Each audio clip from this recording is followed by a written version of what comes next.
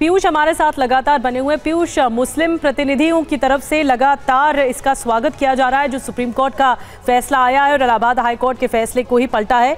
लेकिन एक सीजीआई की टिप्पणी मैं पढ़ रही थी इससे पहले जो सुनवाई हुई, जब फैसला सुरक्षित रखा था, तो उनकी तरफ से ये जरूर कहा गया कि धर्मनिरपेक्षता का अर्थ ये है कि जियो और जीने दो, और शायद सुप्रीम कोर्ट ने ये दलीलें मानी हैं मुस्लिम प्रतिनिधियों की और उसके बाद ये फैसला आया।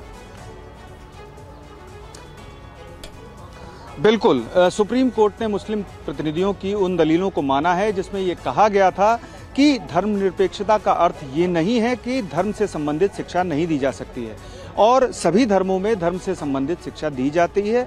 बल्कि जो आप अगर सरकारी स्कूल देखें उसमें भी कई चैप्टर होते हैं जिनमें धर्म से संबंधित शिक्षा होती है। और तभी सुप्रीम कोर्ट ने यह ऑब्जर्वेशन दिया था कि 700 सालों का इतिहास नकारा नहीं जा सकता है। और साथ ही जियो और जीनो दो की जो टिप्पणी थी वो भी सीजीआई की तरफ से की गई थी।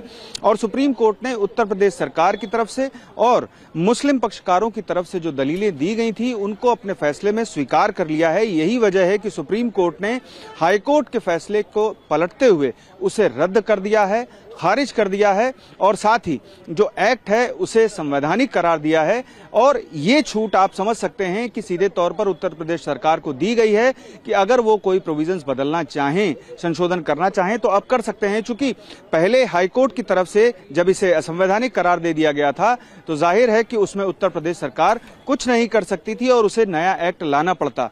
लेकिन जब मुस्लिम पक्षकारों की तरफ से सुप्रीम कोर्ट में इस एक्ट से संबंधित हाईकोर्ट के फैसले को चुनौती दी गई, तब हाईकोर्ट की ओर से जो दलीलें, हाईकोर्ट की ओर से जो आधार तय किए गए थे उन पर जो दलीलें दी गई उसमें साफ किया गया कि जो शिक्षा है उसमें धर्म निरपेक्षता का जो आधार हाईकोर्ट ने लिया है वो उचित नहीं माना जा सकता। और आज सुप्रीम कोर्ट ने भी अपने फैसले में ये साफ कर दिया कि जो आधार हाईकोर्ट ने लिया कि सेकुलरिज्म और ये भी साफ कर दिया है, उसका उल्लंघन होता है। बिल्कुल, यही बड़ी बात उन्होंने कही है कि बेसिक स्ट्रक्चर का उल्लंघन नहीं है अगर मदरसे हैं, क्योंकि 13,000 मदरसों के लिए एक बहुत राहत की बात है जो दीनी तालीम देते हैं छात्रों को। बहुत बहुत शुक्रिया ये सुप्रीम कोर्ट के फैसले को समझाने के लिए पीयूष, और साथ ही विपिन आपका भी बहुत बहुत धन्यवाद।